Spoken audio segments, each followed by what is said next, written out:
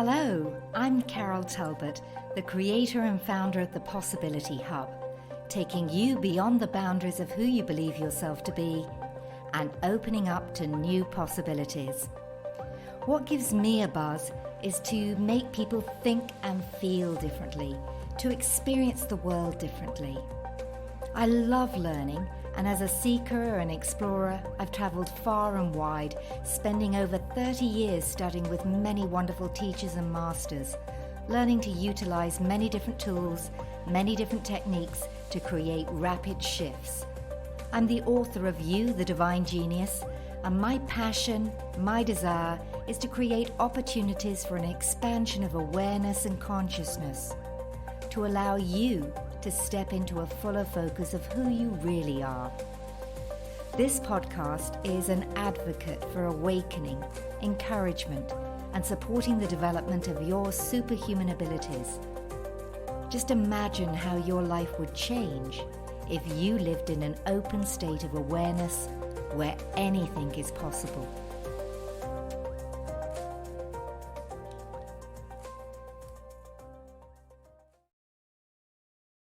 It's said that life is like a river.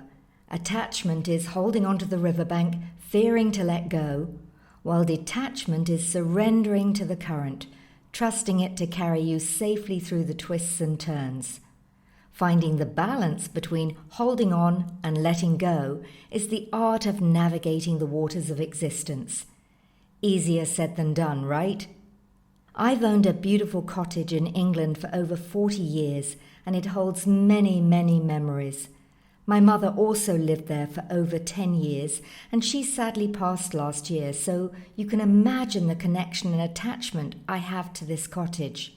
However, during the summer, I was back in England, and the time had come to allow it to be vibrant once more with new owners who'll love and cherish it. I'd cleared so much from the property that the packers were done and dusted in just over 2 hours. So there I was, standing in the middle of the lounge, and as I stood there and ran through the wealth of memories, I took some time and thanked the space and place and blessed it ready for the new owners. Now that's letting go of a huge attachment. So how do you feel when you say goodbye to spaces, places, possessions, and relationships? In this episode, I'll be exploring the complexities of human experience, delving into the age-old debate of attachment versus detachment. How do we find the perfect balance between attachment and detachment in relationships and life?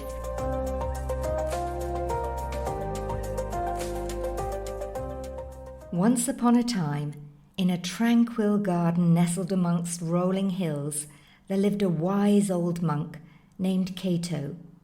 His days were spent in quiet contemplation, and his teachings were sought after by people from far and wide. Now one sunny afternoon, as the leaves rustled gently in the breeze, a curious traveller named May approached the monk with a question that had been weighing on her mind for some time.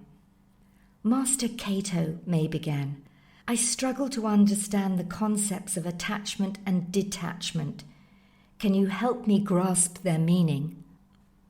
Cato nodded with a serene smile and gestured for May to sit beside him on a wooden bench. He then picked up a delicate teacup from a nearby table, and he held it out to her. "Imagine, May, that this teacup represents your life," Cato said. "The tea inside it represents your experiences, your possessions, and your relationships. The act of holding this cup is attachment, and we all have attachments in life, like the people we love, our cherished possessions, and our desires. They're a part of our human experience." So May nodded, her eyes fixed on the teacup in her hands, and Cato continued, "Now consider what happens when we hold on to this cup too tightly, when we cling to our attachments as if our happiness depends solely on them. We risk shattering the cup, and the more tightly we grasp, the more fragile it becomes." So with great care, May loosened her grip on the teacup. realizing the truth in Master Cato's words. "And, Master Cato," she asked, "if we let go completely, won't we lose everything?" Well, Master Cato smiled and nodded, and he said, "That brings us to detachment, May. Detachment doesn't mean letting go of everything. It means holding life gently, like this teacup, aware that nothing is permanent. And just as the teacup can be enjoyed without clutching it, we can appreciate life's beauty without clinging to it." May watched as Cato poured a steaming cup of tea into her teacup, and she marveled at the swirling patterns the tea created, like ripples in a pond. And Master Cato continued, "The middle way is the balance between attachment and detachment. It's like feeling the breeze that rustles the leaves in this garden. The breeze is gentle, never trying to possess the leaves or hold them too tightly. It allows them to dance freely, appreciating their beauty in the present moment." With that, May felt a sense of clarity wash over her, and she understood that life was like the teacup, delicate yet beautiful, and that the middle way was the path to enjoying it fully without causing unnecessary suffering. And as the sun dipped below the horizon, May and Master Cato sat in silence, sipping tea from their teacups, feeling the gentle breeze that whispered the wisdom of the middle way through the leaves of the garden. So attachment versus detachment doesn't have to be an either or. And as the story illustrates from the Buddhist perspective, there's the middle way. In recent years, I've witnessed a number of friends uproot from much-loved homes, sell once treasured possessions, all to live a more nomadic existence. Yet attachment is a part of the human experience, whether that's attachment and the emotional connection you form with people, places, or things. And it provides a sense of belonging, security, and support. The benefits of attachment can include things like fostering intimacy and emotional bonds in relationships. It provides a sense of security and support, especially during challenging times. And not only that, attachment can be a source of joy, love, and fulfillment, whereas over-attachment can lead to dependency and fear of loss. When attachments are threatened or lost, it can result in intense grief and suffering. Not only that, attachment can limit personal growth and independence. On the other side of the coin, you have detachment. And detachment involves letting go, not being overly reliant on external factors for happiness, and maintaining a healthy emotional distance. So detachment can lead to inner peace, reduced anxiety. It does allow for personal growth and self-discovery, and it can also foster resilience and adaptability. There is a downside, though, because over-attachment may result in emotional numbness or apathy. It can hinder the formation of meaningful relationships, and it could be used as a defense mechanism to avoid facing emotional issues. Just for a moment, consider, what are you holding on to? And where in your life are you maybe too detached? And most importantly, how do you navigate attachment and detachment in your life and relationships? Of course, the things to which we become attached can vary widely, and whether attachment is beneficial or detrimental often depends on the context and degree of attachment. So, for example, healthy attachments can include forming strong emotional bonds with family, with friends and partners, and that's generally considered healthy because these attachments provide support, love, as well as a sense of belonging. And then being attached to activities or hobbies that bring you joy, fulfillment, and a sense of purpose is typically positive, attachments we want to have. So what are your hobbies and passions? I know last year I discovered the joy of hiking, and these interests enhance your well-being as well as your personal growth. Then there's goals and dreams. Attachment to personal goals and aspirations can be very motivating and provide a sense of direction in life. It also encourages perseverance and achievement. And then there's your values and beliefs, because attachment to your values and ethical principles often leads to a sense of integrity and a kind of moral compass, which guides decision-making and also fosters a sense of identity. And of course, there's unhealthy attachments, like attachments to material possessions. An excessive attachment to material possessions, and let's face it, most people have too much stuff.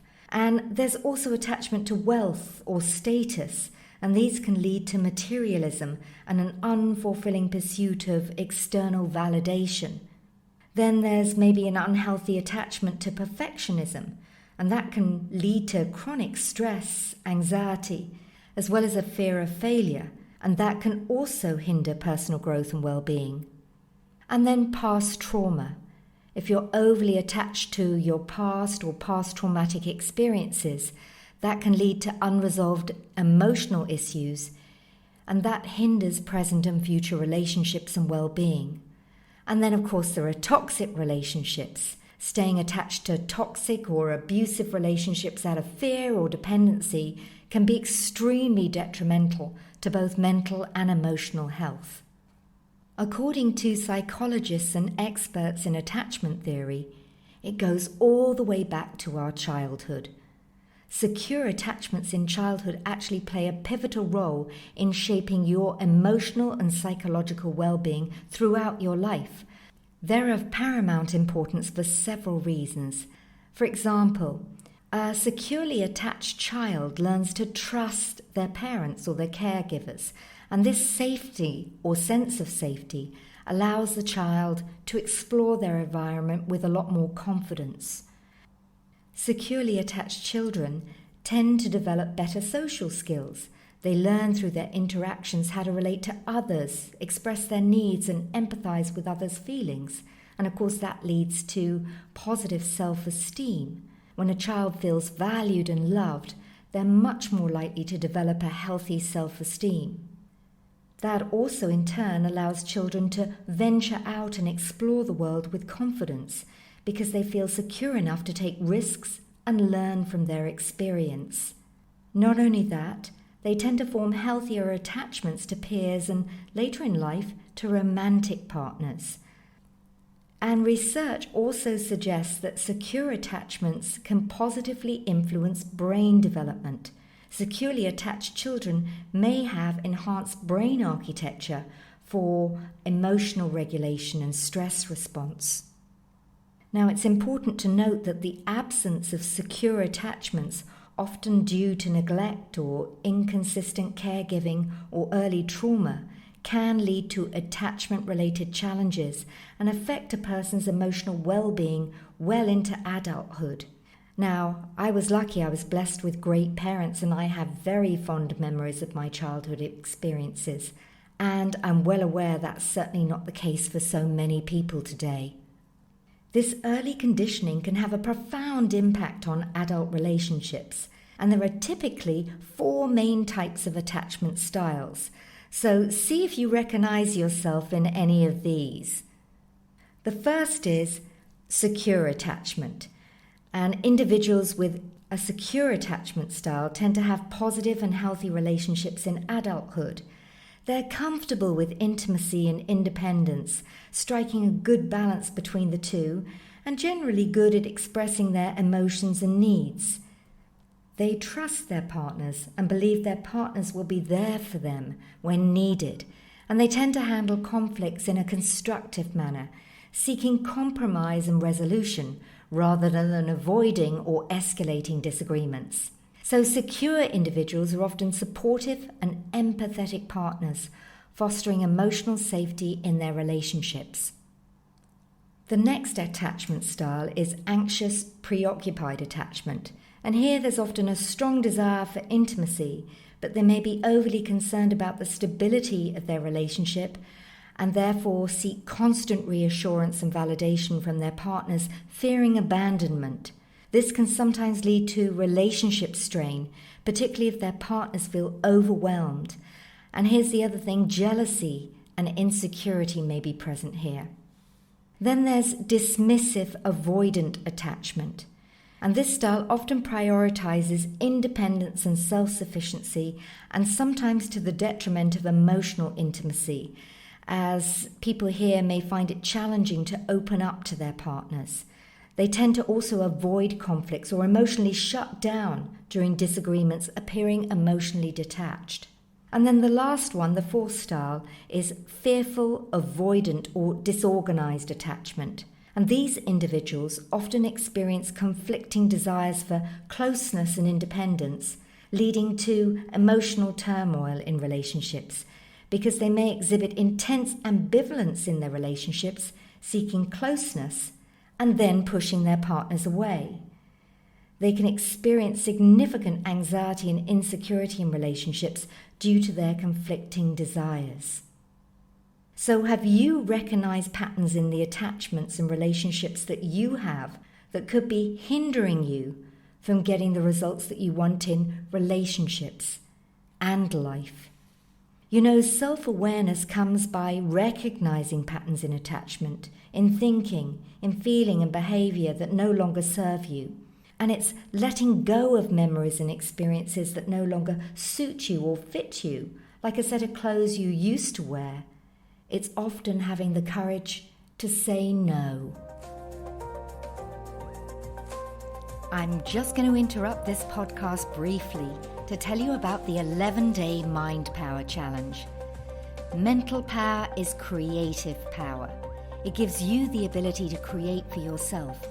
And if you want to understand how to utilize your mind effectively for good, then allow me to invite you to a free 11-day Mind Power Challenge.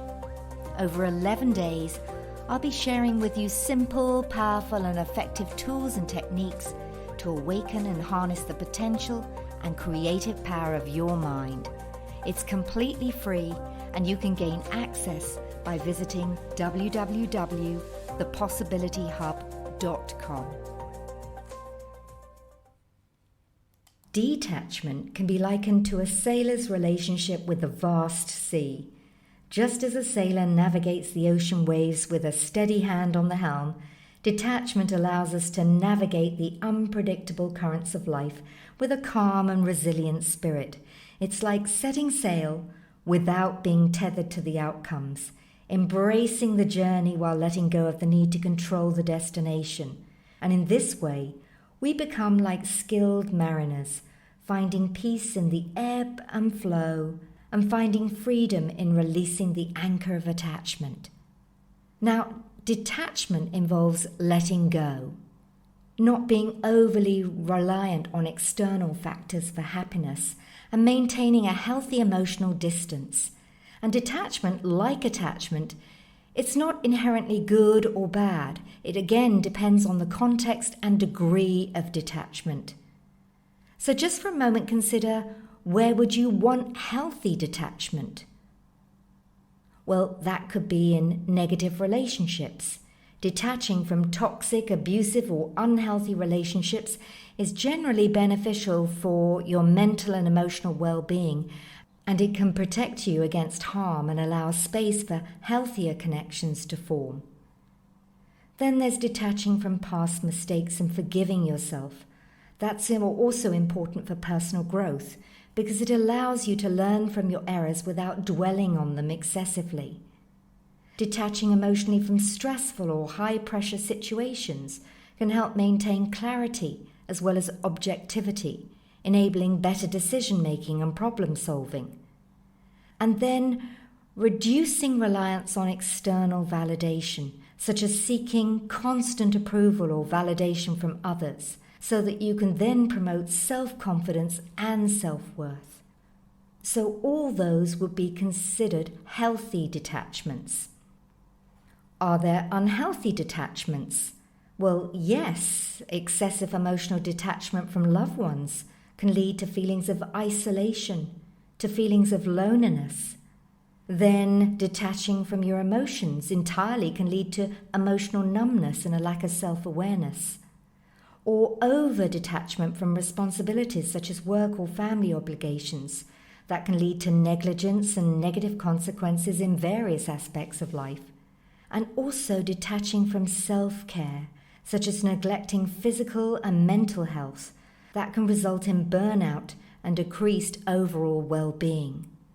So the key here is to strike a balance between attachment and detachment, recognizing when each is appropriate.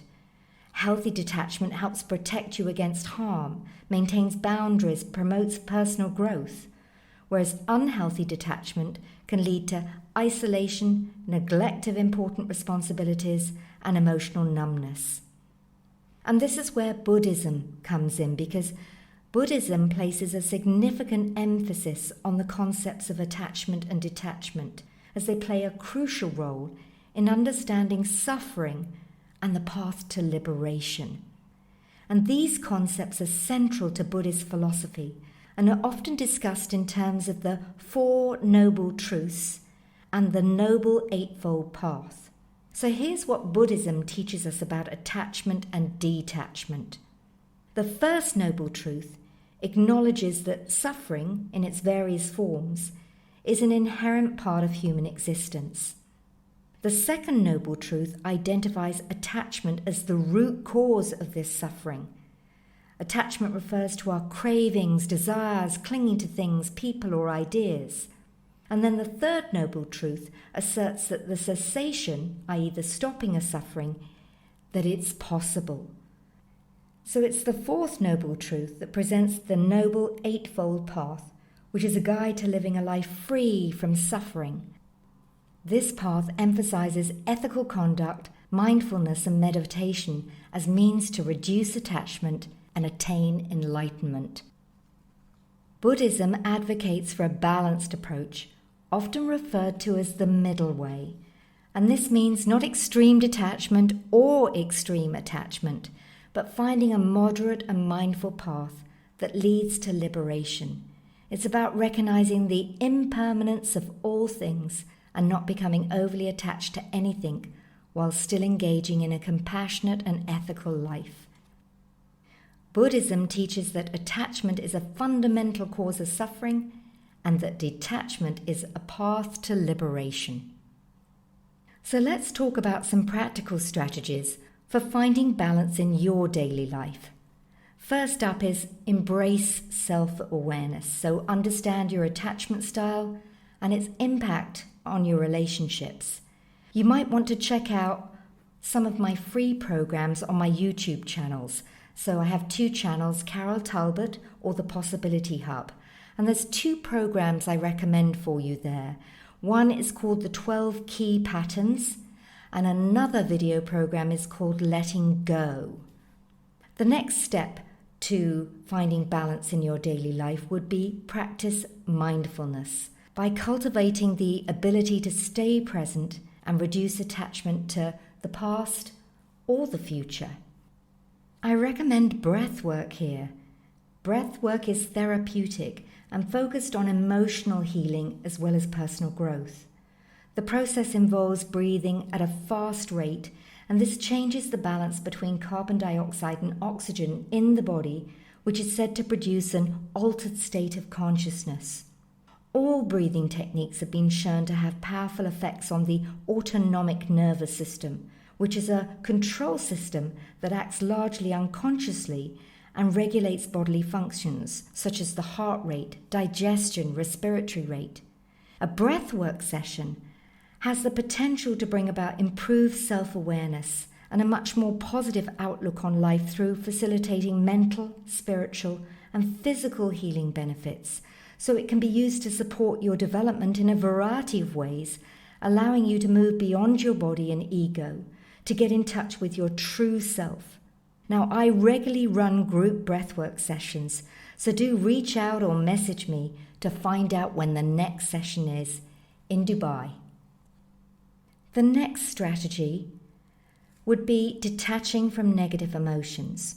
And for this, I highly recommend timeline therapy. This is a wonderful technique that I've taught and utilized for over 20 years as part of my NLP certification programs.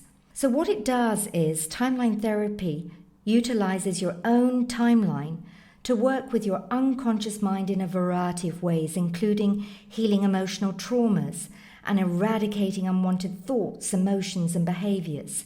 And here's the other thing, it's quick, efficient, and very, very powerful. Next strategy is simply purge. Now, the dictionary definition of purge is to get rid of something or someone. So regularly clear your space and place, and remember, from a feng shui perspective, it allows in new opportunities and the energy to flow unhindered. Then there's building a network of relationships that provide emotional support without excessive dependency. You know, I always think there's something rather wonderful about nourishing and nurturing conversations with people you feel comfortable with. The final strategy I'm going to give you in this podcast episode is to embrace impermanence. Recognize that everything in life is subject to change, and that attachment to the impermanent, that's what often leads to suffering. And in fact, all we are is change. You cannot not change. So remember that attachment and detachment are not black and white concepts. Finding the right balance in your life and relationships is an ongoing journey of self-discovery and growth. And as always, I encourage you to continue exploring the complexities and possibilities of the human experience. So until next time, stay curious and embrace the beauty of balance in your life.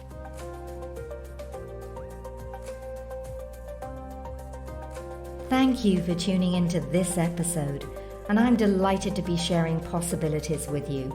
If you want more, then check out the link on my website to the free 11-day Mind Power Challenge at thepossibilityhub.com, or tune in to my YouTube channels, The Possibility Hub or Carol Talbot, for new insightful interviews each week. And if you feel that others can benefit from listening in, then please share, review, or like, or follow on Instagram, Carol K. Talbot. And remember, you're always more than you think you are.